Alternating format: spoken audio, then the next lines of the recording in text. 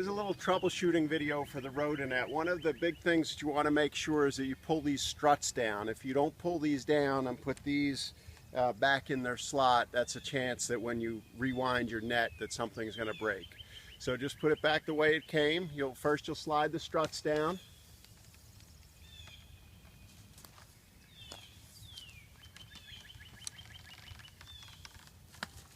And a little tip for this cross bracket, the easiest way to put this up is to actually, when you put this strut up, then you do the next one, drop the cross bracket in and then push the strut up. And that's a lot easier than trying to wrestle it into its spot. So we'll pull the struts down. And then again, very importantly, these rods here will break if you don't put them back in the slot how they came. So they go into this netting slot right here. Again, the same way that as the product came. And you'll notice that this is marked. My marks have since come off, but with which way it goes, the slot should go backwards. See how this leans to the back of the net? So if you do it this way, it won't make sense because the slots are pointing forward. So we want these slots to go backwards when it's seated in there. And then again, we got to get this back in its proper spot for folding up. Okay, so basically those are the fragile points. These aluminum bars and the struts. If you get them back in their spot before you wind up, you're in good shape. When you wind up, there's a pin here. It's a locking pin. When you're out hitting balls, you should have that locked into place. When you let it go, then it rotates. So if you ever pick the whole unit up and put it away, when this has not been locked, you'll lose your tension. And that's actually why I'm shooting this video today, because one of our customers lost tension in their spring unit.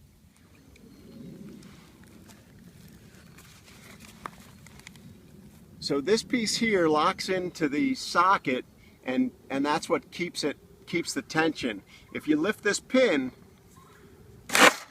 whoa. See that? All that tension just unspun. So now I'll show you how to reset the tension. First step is when you seat this in the socket that you make sure that that mechanism is seated in the socket and that you're not spinning the whole unit, you're just spinning the RotaNet on top. The next step is to lock it. So I felt it go down, so now I'm locked. And now you have to manually unwind. Could clip it there.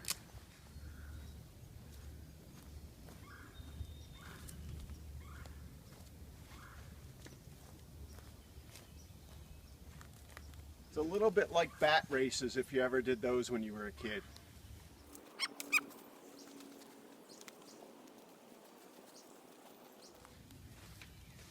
Okay, one more rotation ought to do it.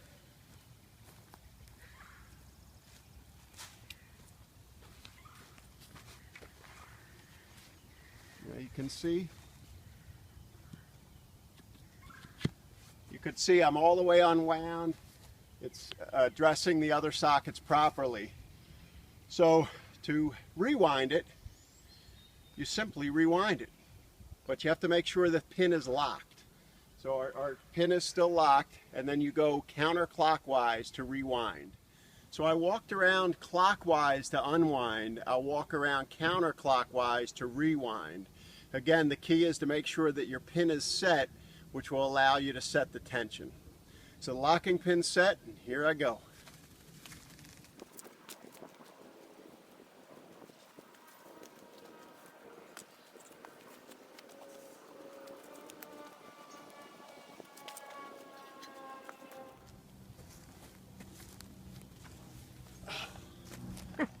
Okay, now that I've caught my breath, the net is rewound. We're going to lift the locking pin.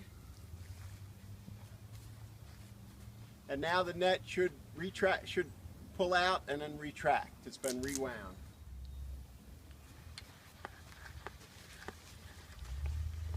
So that's out.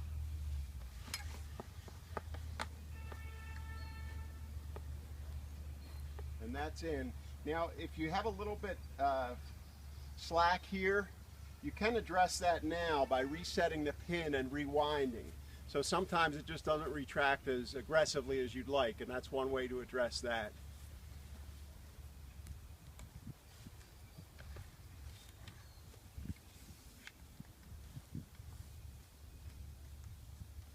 So we lock the pin, and then you just finish. You can finish the wind, and then next time it'll have a little bit more tension on it. So that's it for today. I hope that's helpful.